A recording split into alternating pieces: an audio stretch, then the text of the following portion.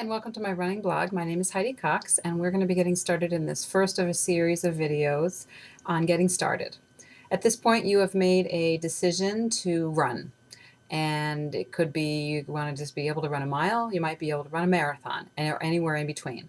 So with that decision, congratulations, you can do it. And we're going to be inspiring each other through a series of videos. If you haven't seen my intro, you may want to go to that one where I talk a little bit about how I became interested in doing this as well. So the first thing you're going to do is you are going to sign up. You're going to sign up for something.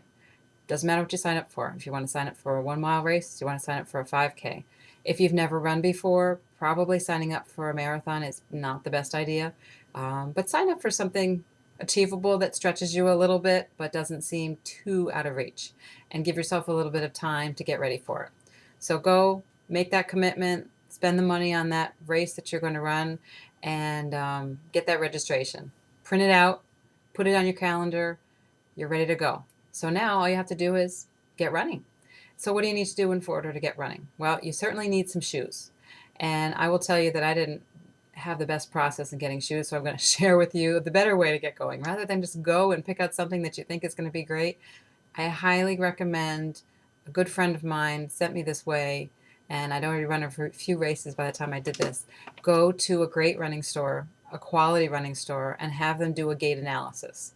I didn't know what a gait analysis is, but it's GAIT, for those of you who don't know, like me, and how I used to be. And they're going to watch how you run, how you walk, your gait. And they'll probably put you on a little treadmill, and they're going to see what the best shoes are for you. And you might think, oh, geez, I'm going to walk out of there and I'm going to spend a ton of money. But to be honest with you, I actually spent less when I had my gait analysis done on the shoes than the shoes I had bought on my own. So do it for yourself, because if you're going to get out there and you hurt yourself, then you're not going to be running. And that's not going to help whatever your goal is for doing this, whether it's exercise or proving something to yourself, or just getting out there in the fresh air and having a good time. So definitely get that done. You can look up online, look for just a decent running store, and in any area, and then ask them if there's one in your area. It's not hard to do. Ask them if they do gait analysis. That's it. It's free.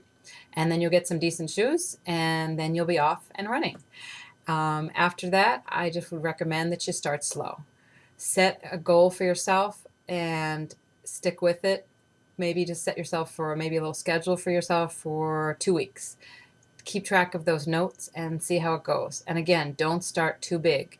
Start small. If you've never run before, for me, I went out there and I ran a half mile. I had run before, but I hadn't run in 25 years. So I said, I better start slow because I'm sure I'm going to be sore.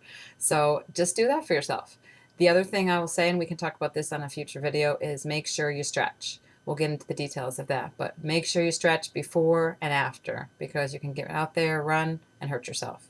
So with that, get yourself registered, get yourself some good shoes, get a gait analysis done to get those shoes, and decide what you're going to start to do for your practice. Start slow and keep track of it for the first week or two, and then we'll be back and we'll talk about the next step.